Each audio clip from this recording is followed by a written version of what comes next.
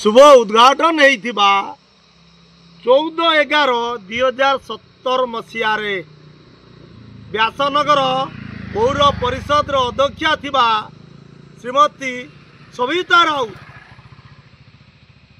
ये शिशु उद्यान को केएनडीए हस्तांतर करिथिला बा केएनडीए पैसा रे निर्मित होइथिला।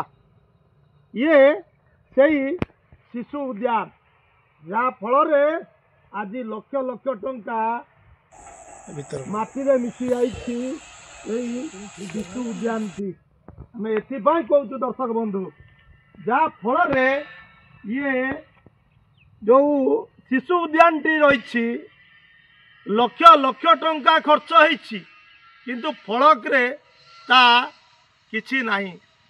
ये दुर्भाग्यजनक कथा आज्ञा जो केएनडीए शिशु उद्यान पाई एते टंकार खर्च करागला बा व्यासनगर पौर परिषद अनेक पिला एठी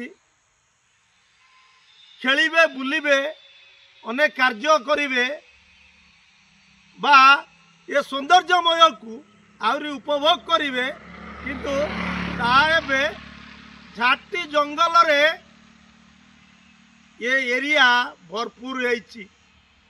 शिशु उद्यान हवा कथा कौन ये झाटी जंगल कादुओ पानी रे एबे ये शिशु उद्यान टी रही ना केएनडीए तत्पर होइछि ना व्यासनगर पौर परिषद अधिकारी माने तत्पर होइछंती।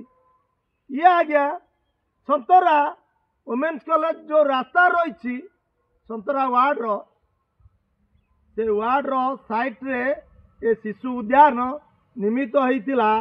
प्राय जहाँ में कथा नौलु श्रीमती पूर्वतन चेयरपर्सन सविता राउत पाखर जहाँ 10 ରୁ 14 लक्ष टंका जहाँ खर्च होइछि बोले आनुमानिक बजेट कहूले दुर्भाग्यर कथा आज्ञा ये सही शिशु उद्यान परिणति आम देखु जे आम टीवी स्क्रीन माध्यम रे किभली भाव रे जंगल पलटिछि ना एठी प्रशासन देखा अछि ना पौर प्रशासन देखा अछि ना केएनडीए अधिकारी माने आर तत्पर जो होइछंती ना एठी शिशु उद्यान टी खोला जाई पारि। 17 ରୁ 25 पूरी 26 चलवा को जाउछि किंतु ये उद्यान टी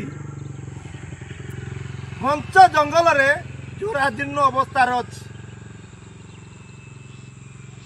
आमे निवेदन करिबु खबर प्रभाव रे प्रसारण परे पौर प्रशासन हो बा केएनडीए हो तत्पर हेबे ये लक्ष लक्ष टंका खर्च होइतिबा बा निर्मित होइतिबा शिशु उद्यान टी को सुधार करिवे बा सुधार आनिबे ताई हमें देखा बाकी रहा केबे केउं दिन आर पुनरुद्धार होउछि आगामी दिन जना पड़िबो।